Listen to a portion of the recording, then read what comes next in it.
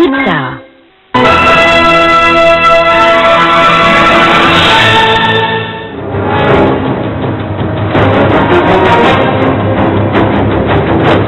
Artis dan korupsi, ibarat gula dan semut. Di situ ada kasus korupsi, sejumlah nama selebriti turut terpaut. Inilah kebiasaan lazim yang lagi tren dilakukan pasien Komisi Pemberantasan Korupsi. Setelah Ahmad Fatana, muncul nama tersangka korupsi lain yang rupanya hobi menebar uang ke dompet pelakon hiburan. Ya, Tubagus Heriwardana alias Wawan. Suami penguasa Tangerang Selatan itu kini diketahui juga begitu royal mengucurkan dananya ke para selebritis. Ada nama pelantun lagu Mari Bercinta, Aura Kasih, yang santer dikabarkan menerima uang panas Wawan. Namun Aura Kasih membantah kabar miring ini. Senasib dengan Aura Kasih, Syahrini juga ikut terkena tuah Wawan. Pemilik bulu mata Andi Badai ini disebut-sebut pernah menerima dana dari suami Airin Rahmi Diani tersebut. Tapi semua isu panas ini langsung ditepis oleh Syahrini.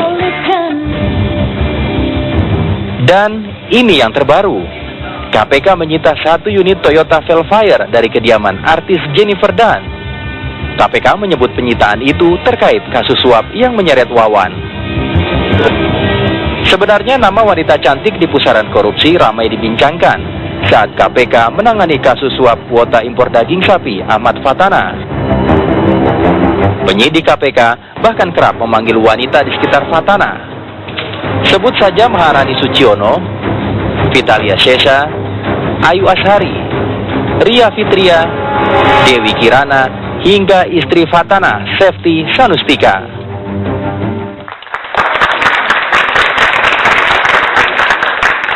Kita kembali, bapak-bapak dan ibu-ibu sekalian, tanpa bermaksud untuk mengeneralisasi. Artis selalu erat hubungannya karena kita nonton berita-berita. Itu juga artis loh. Iya. Anda juga saya wartawan. Ya, tapi Anda tampil di depan publik. Ini cerita soal kawin cerai misalnya, atau perselingkuhan, atau kemudian yang lain-lain seperti itu yang isunya domestik, kemudian naik ke atas menjadi isu korupsi. Ini merupakan potret yang ada di masyarakat. Tidak hanya itu, salah seorang yang berasal dari dunia hiburan, katakanlah begitu ya, kalau tidak dikatakan penyanyi atau pemain sinetron begitu ya, akhirnya masuk ke bui juga.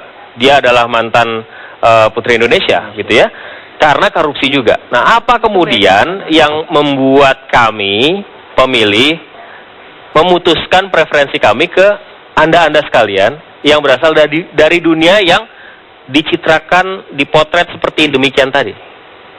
Mas, apa jaminannya? Ya, Mas, tadi Putri Indonesia bukan artis. Jadi kalau menurut kami artis belum ada. Kalau jadi Putri Indonesia di sini, artis di sini. Oh, different dong. Oke. Dia kan memang pemilihan seperti itu kan. Kalau di sini kan entertainer yang lebih pada mungkin penyanyi, mungkin dia pemain sinetron. Kalau itu kan Putri Indonesia berbeda menurut kami.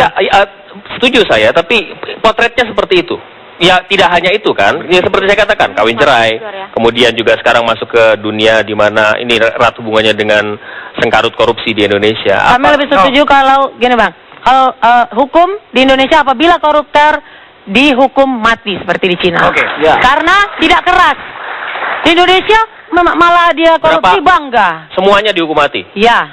5 juta masa dihukum mati? 5 juta dihukum mati? Loh, kalau dia korupsi karena Bang, dia memakan darah daging rakyatnya, orang, rakyat masyarakat banyak, dia wajib dihukum mati. Katakanlah dia salah tanda tangan 5 juta kwitansi, dihukum mati nggak?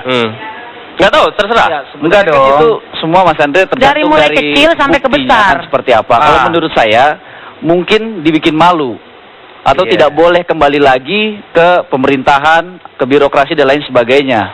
Jadi artinya misalkan seperti gini. Kayak misalkan di sebuah negara lain kalau koruptor itu misalkan dijadikan tukang sapu jalanan, dia akan malu sendiri dan dia akan sangat menyesali perbuatan itu. Itu cara-cara berbudaya. Itu cara-cara berbudaya. Ya. Itu cara-cara menghakimi dengan cara budaya. Artinya kita masih mengedepankan asas kemanusiaan. Menurut saya koruptor itu dibuat saksi sosial pun buat saya itu adalah sebuah hukuman mati menurut saya gitu. Karena dia mati secara karir, dia mati secara kehidupan yang real, yang nyata gitu loh. Tapi bukan mati dalam arti yang sebenarnya. Jadi kehidupan sosialnya yang dimatikan. Tapi begini, yang ada di Senayan sekarang, dengan beribu maaf saya sampaikan ini karena ini merupakan fenomena yang terjadi. Jadi kalau dikritisi juga ya faktanya seperti itu. Ini bagian dari kritik membangun kita. Kalau tidak dia korupsi uang, dia korupsi waktu. Dia nggak ngurusin rakyat, dia main sinetron tetap, main iklan tetap, atau melawak tetap, dan seterusnya. Menurut saya itu balik lagi komitmen dari awal. Ya, dia ada komitmen dari awal. Gimana dia untuk mengambil keputusan untuk menjadi wakil rakyat dan akhir bertanggung jawab kepada negaranya. Itu balik lagi komitmen. Jadi, tapi pemilih Anda kan tidak punya kontrak politik dengan Anda. Nah, itu balik lagi ke pribadinya dia. Gimana personal orang itu sendiri. Gitu, waktu Hanura datang ke saya cuma bilang bahwa kehidupan saya hanya di dunia musik. Dunia musik itu tidak pernah ada korupsinya. Sekali nyanyi ya bayar, bikin lagu ya bayar, nggak ada naik turun, nggak ada. Jadi sama terus. Jadi bayar pajak tapi ya? Pajak harus. Okay. Pajak harus. Kalau saya pembayar pajak yang cukup baik, Pak. Ya. Kalau di dunia waktu Hanura bilang ke saya cuma ingin adalah satu, bahwa setelah dia membuat bersih, peduli, tegas, saya pikir dua hal yang ada di dalam Hanura itu. Sejak dia ngajak saya, Pak Wiranto belum pernah korupsi. Semoga tidak berkorupsi. Keluarga tidak pernah bermain-main dalam pemerintahan atau dalam urusan usaha-usaha yang berbau duit. Pak Haritanu buat saya cukuplah, udah nggak perlu korupsi lagi. Ya, ketua umum itu sampai sekarang masih belum terbukti kecuali satu orang ya dari Demokrat. Tapi kan ini kan hubungannya sama person, sama pribadi. Kita balik lagi deh, itu soal korupsi tadi ya, extraordinary crime. Itu kejahatan yang luar biasa, bahkan sekarang sudah disamakan dengan teroris. Maka menurut saya kalau di permainan bola kita masih tackling biasa, itu kartunya kartu kuning. Ini udah kartu merah. Pada saat di box itu penalti. Makanya harus ada extraordinary penalty. Mau seperti apa? Hukum mati. Ini kita serahkan kepada hukum. Kita serahkan kepada orang yang menguasai hukum. DPR itu menurut saya rumah persoalan Indonesia. Kita menggunakan logika yang sangat sederhana saja, bahwa kalau kita melakukan korupsi, itu berarti kita menghalangi yang namanya stabilitas, pertumbuhan, daripada uang ada pembedanya nggak? Ini misalnya, sekarang siapa yang dihukum mati, siapa yang tidak dihukum mati? Sekarang kalau coba kita lihat aja, angka atau nilai kerugian negara akibat korupsi 153,1 triliun, hutang luar negeri kita 1,227 triliun. Artinya jumlah yang dikorup itu lebih besar daripada hutang negara kita. Nggak masuk akal. Kalau di partai kami sendiri, Bang Sutioso selalu menjelaskan, Bang Yes menjelaskan, apabila ada di antara kalian yang korupsi, pertama belum pun putusan akan dikeluarkan dari partai. Yang kedua, kita udah merencanakan di PKPI apabila dikorupsi itu artinya kita pengen sama lah, Indonesia harus sama kayak Cina supaya hukumannya hukuman mati. Yang dihukum mati itu yang ditangani ke polisi, kejaksaan atau KPK? Yang jelas apabila sudah bersalah, yang jelas dong. Ya artinya KPK bisa. Anda tahu bedanya kan antara yang ditangani KPK dan kejaksaan? Mungkin saat ini KPK lah ya lebih fokusnya karena dia kan memang benar-benar mengurusi masalah itu. Nanti kan ujung-ujungnya akan. Nah, Anda ini soal ini sendiri. Kalau KPK sama kejaksaan sama-sama punya kuasa untuk melakukan penyidikan, Anda setuju nggak itu? Kan sama-sama membantu. Mereka bersinergi. KPK kan lahir karena beberapa fungsi dari lembaga negara ini kan kalah dan mandul. Itu sebabnya kita dorong KPK lahir.